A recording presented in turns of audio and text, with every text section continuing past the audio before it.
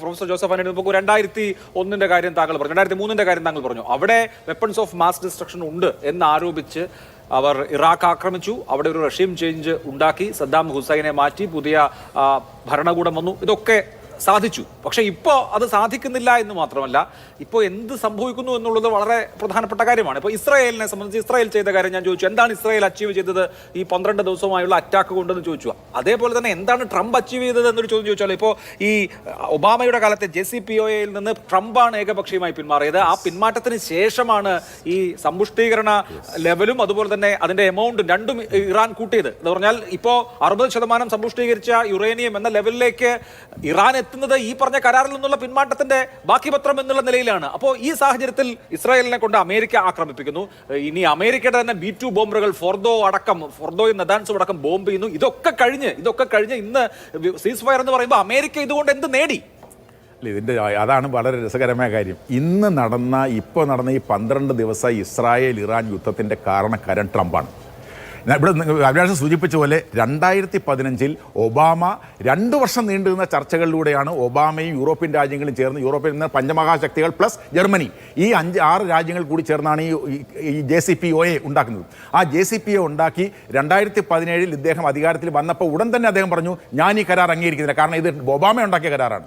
അപ്പോൾ അങ്ങനെ ഒബാമ ഉണ്ടാക്കിയതാണ് ഈ കരാർ എന്നുള്ളതുകൊണ്ട് 2018 അദ്ദേഹം പിന്മാറാൻ തുടങ്ങിയപ്പോൾ ഇന്ന് ഈ ഇസ്രായേലിൻ്റെ ആക്രമണത്തെ പ്രശംസിക്കുകയോ സപ്പോർട്ട് ചെയ്യുകയോ ഇൻഡയറക്റ്റായിട്ട് ഹെൽപ്പ് ചെയ്യുകയോ ചെയ്യുന്ന യൂറോപ്യൻ രാജ്യങ്ങൾ ഉൾപ്പെടെ ഈ വാസ്തവത്തിൽ ഈ ട്രംപിൻ്റെ കാല് പിടിച്ചു എന്ന് തന്നെ പറയാം. ഇതൊരു കാരണവശാലും നിങ്ങൾ പിന്മാറരുത്, കാരണം നിലവിലുള്ള സാഹചര്യത്തിൽ നമുക്ക് ഇറാനെ കൺട്രോൾ ചെയ്ത് നിർത്താൻ കഴിയുന്ന ഒരു കരാറാണിത്. ആ 2015 കരാറിന് ശേഷം അവർ പറഞ്ഞു, ഞങ്ങൾ ഇന്റർനാഷണൽ അറ്റോമിക് എനർജി ഏജൻസിയുമായിട്ടും അന്തർദേശീയ സമൂഹവുമായിട്ടും സഹകരിക്കാൻ തയ്യാറാണ്. ആ 2015 മുതൽ 18 വരെ അവർ സഹകരിച്ചു. എന്നിട്ട് എന്താണ് നമ്മൾ പറയുന്നത്, ഇസ്രായേൽ ലോബിയുടെ താല്പര്യത്തിൻ്റെ ഫലമായിട്ട് അദ്ദേഹത്തിൻ്റെ മരുമകൻ യാരദ് കുഷ്നർ എന്ന് പറയുന്ന യഹൂദൻ്റെ സമ്മർദ്ദ ഫലമായിട്ട് ഈ ബെഞ്ചമിൻ നെതന്യാഹുവിൻ്റെ സമ്മർദ്ദ ഫലമായിട്ടാണ് അദ്ദേഹം ഈ കരാറിൽ നിന്ന് മാറിയത്. എന്ന് പറഞ്ഞാൽ എൻ്റെ അർത്ഥം ഇപ്പോൾ അതായത് ഞാൻ ഈ യുദ്ധം അവസാനിപ്പിച്ചു എന്ന് പറയുന്ന ട്രംപാണ് വാസ്തവത്തിൽ ഇന്ന് ഈ 2025 ജൂൺ മാസം 13-ാം തീയതി ഈ ആക്രമണം തുടങ്ങി വെച്ചത്. അപ്പോൾ അതാണ് എൻ്റെ കാര്യം. എന്ന് മാത്രമാണ് ഈ പറഞ്ഞ തരത്തിലുള്ള എല്ലാ സംവിധാനങ്ങളും ഒരുക്കി കൊടുക്കുന്ന ആരാണ്? അയൺ ഡോം എന്ന് പറയുന്ന പദ്ധതി $3 ബില്യൺ 300 ബില്യൺ പദ്ധതിയാണ്. അതിന് സാമ്പത്തിക സഹായം കൊടുത്ത മുഴുവൻ അമേരിക്കയാണ്. എല്ലാ വർഷവും ഈ ഇസ്രായേലിന് സാമ്പത്തിക സഹായം ഗ്രാൻഡായിട്ട് നൽകുന്നത് അമേരിക്കയാണ്. അപ്പോൾ രാഷ്ട്രീയമായിട്ട് ഇന്റർനാഷണൽ ഓർഗനൈസേഷൻസിലെല്ലാം സഹായിക്കുന്നവരാണ്. ഇപ്പോൾ തന്നെ നമുക്കറിയാമല്ലോ, നെതന്യാഹു എന്ന് പറയുന്ന ആ ഭരണാധികാരി ഗാസയിൽ നടത്തിക്കൊണ്ടിരിക്കുന്ന വംശഹത്യയാണെന്ന് ഐക്യരാഷ്ട്ര സംഘടന പറഞ്ഞു, ഇന്റർനാഷണൽ കോർട്ട് ഓഫ് ജസ്റ്റിസ് പറഞ്ഞു, ഇന്റർനാഷണൽ ക്രിമിനൽ കോർട്ട് പറഞ്ഞു, ആംനസ്റ്റി ഇന്റർനാഷണൽ പറഞ്ഞു, ഹ്യൂമൻ റൈറ്റ്സ് വാച്ച് പറഞ്ഞു. ഇതെല്ലാം പറഞ്ഞു, അതായത് വംശഹത്യയാണ് നടക്കുന്നത് എന്ന് പറഞ്ഞിട്ട് ഇതൊന്നും യൂറോപ്യൻ രാജ്യങ്ങളെ സംബന്ധിച്ചും അമേരിക്കയെ സംബന്ധിച്ച് പ്രശ്നമില്ല. ഈ ലോകത്തെയും മനുഷ്യാവകാശത്തെയും ജനാധിപത്യത്തെയും കുറിച്ച് പെരുമ്പറയടിക്കുന്ന രാജ്യമാണല്ലോ അമേരിക്ക ഉൾപ്പെടെയുള്ള രാജ്യങ്ങൾ. അങ്ങനെയുള്ള രാജ്യങ്ങൾ ഈ പറയുന്ന, അതായത് ഭക്ഷണത്തിനായി ക്യൂ നിൽക്കുന്ന പാവപ്പെട്ട ആളുകളുടെ വെടിവെച്ച് കൊല്ലുന്ന ക്രൂരമായ ഒരു ഭരണാധികാരിയാണ് ഈ നെതന്യാഹു. ഇതൊന്നും കാണാതെ ഈ ലോക സമാധാനം, എനിക്ക് സമാധാനത്തിന് നൊബേൽ സമ്മാനം കിട്ടണം എന്ന് പറഞ്ഞുകൊണ്ട് കരാറുണ്ടാക്കുക, കരാർ മിനിറ്റുകൾക്കകം പൊളിഞ്ഞു പോവുക, ഇങ്ങനെ നടക്കുന്നതാണോ വേണ്ടത്?